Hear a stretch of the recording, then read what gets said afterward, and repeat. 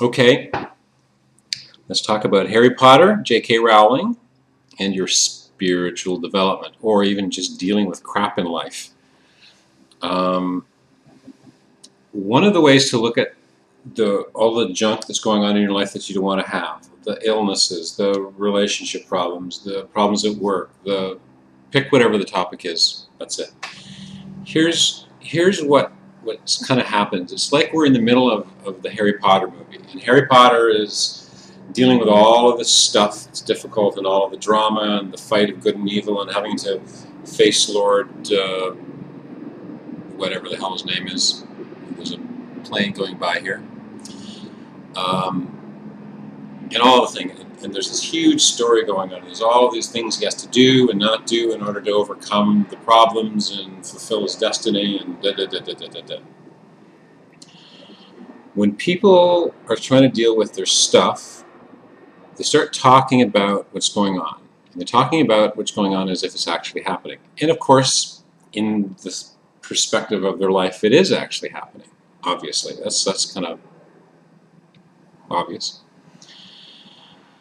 But the problem that causes is they get stuck in the story and they're misidentifying who they are in relationship to the story. What they're doing is they're thinking they're Harry Potter. You're thinking like I'm Steve. I'm a character in my own story. But while I'm believing or identifying myself as Steve, then I buy into the reality that I'm creating of all of the experiences and all of the situations and so forth that are going on in my life that I find so difficult to deal with and so forth. And then I start working on the issues as Steve and what my beliefs are and how do I see it and why is it happening and why am I creating it and why am I drawing this to me. And then I do the programming and the belief work and the releasing, and that, of course, is extremely powerful and brilliant. The technique that certainly Vianna has given us and many, many other techniques that helps us kind of deal with that at that level is priceless. But if we can find a way to identify not only as the character within our story, which has the experience of being subject to all of these outside influences, what I think sometimes might be even more helpful is you still get to have all the tools of transformation that you have, but instead of identifying yourself as a character within the story, identify yourself as the J.K. Rowling that the story and the characters come through. Maybe one possible way of looking at it is seeing yourself as the J.K. Rowling and identifying as that aspect of yourself, identifying as that larger self beyond the personality, the soul level, if you want to call it, or the spiritual level, or whatever, but that higher self, that bigger self.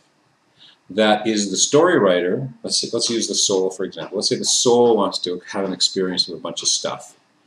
And the soul creates the personality of the person. In my case, my soul is pretending to be Steve, this guy that grew up in Canada and did normal life mostly, and then learned this wonderful technique and is pretending to have all these different experiences and work through various kinds of issues of relationship and money and travel and have all these experiences in the positive and negative. But from the soul's perspective, all the stuff that the Steve is experiencing is a story. Just like to J.K. Rowling, even though when she's writing the story, she's in the story and she's identifying with all the different characters, she still is J.K. Rowling.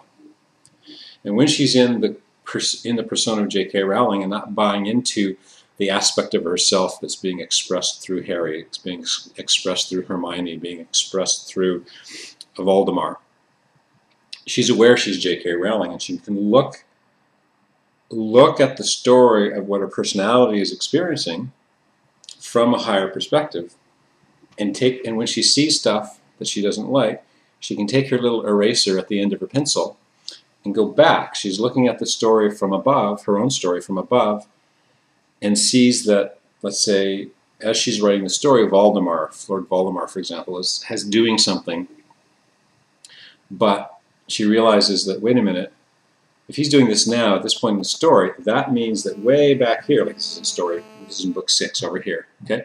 Way back here in book 1, or even before book 1, something else had to happen that she hadn't written down correctly. So she goes back to book 1 or just before book 1 and then makes a change. But she does it from the J.K. Rowling point of view. So let's start looking at our lives from that perspective instead. And you may free yourself from buying into what your story is, and that your story is not your identity.